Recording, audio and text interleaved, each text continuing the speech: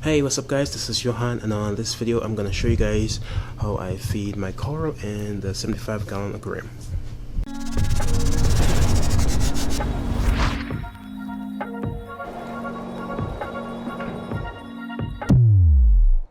Alright guys, so here's what the reef looks like right now on this evening.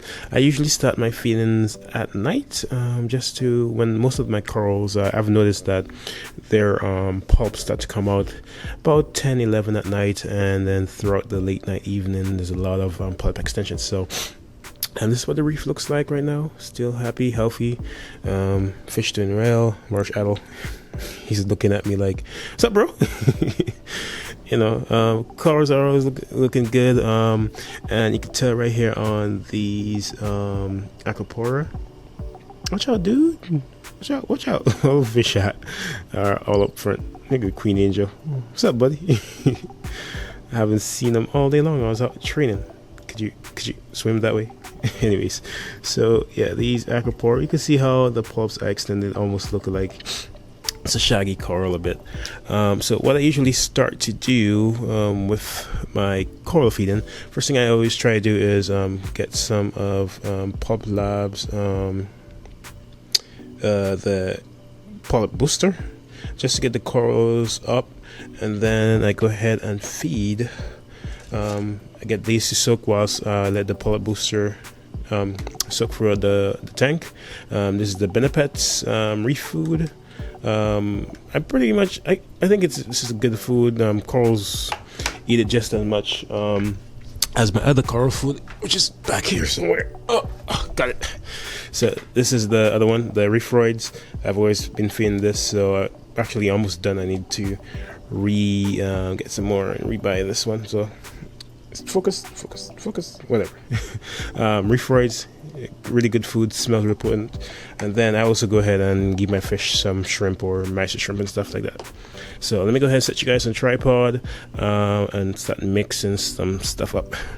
Alright guys, so one of the first things I do is I turn my return pump off, just so I can keep all the all the stuff that I'm dosing in the main display. I usually leave all my flow on, so just my circulation pumps, my jar and stuff, I usually leave those on. Then what I do is I add the polyp booster. Just, a few squirts, add that throughout the tank. And you can see some of the fish started to like it. And whilst it goes for the tank, I let it sit for a little bit, let it get caught up in the flow, add a little bit more, and let it get caught up in the flow so you can see it clouding and it's going everywhere. I think my jar just shut off for 5 minutes. It's on a 25 on to 5 minute off, so once it kicks back on, then the flow is going to push it around. So I might actually manually turn it on so I could get that flow throughout the entire tank. Okay, so it's on 25, so I'm just leave it off for a little bit. I got some other circulation pumps that turn it off. The next thing I do is start mixing up my Reefroids and Benepets. I just take a couple of the bottoms of some 16-ounce bottles and just get some tank water, a little bit of tank water, and then I go ahead and take some scoops and put them in and let that sit for a little bit whilst the polyp booster gets throughout the tank and all the different coral, their pulps start extending. Alright guys, so this is my little mixing area. It's my little bar area kind of around that goes around the entire tank, and I put it here so I could do stuff like this besides sitting at my tank and having a little drink and watching the tank. I could come out here, and if I want to mix any food for the fish or if they thaw out, I just put it right here. I just have to get some coasters, put it around the tank. So this is the Polyp Labs Reefroids. I just go ahead and take a scoop. Too much of a big scoop, so I usually take a small, about 1 scoop. I'm putting a lot of water. This is a whole lot of water. Sometimes I use less water if I want to target feed, so it's a little bit more thick. I put no scoop. It won't hurt anything. But yeah, sometimes I put less water if I want to target feed, so that it's a lot thicker and the course I like it a little bit better. But for the most part, I usually try to not broadcast feed instead of target feeding. I'll do the same with the benefits. Yeah, so I generally put more benefits because it's supposed to be beneficial. Let's let that there. I give it a quick swirl, and then I let it sit for about 5 minutes. And in this time, I just sit back, wait, and then watch the tank and see how everything kind of flourishes whilst I know the polyp start to extend. Whilst I wait for the reef roids and the benefits, I wait for them to activate.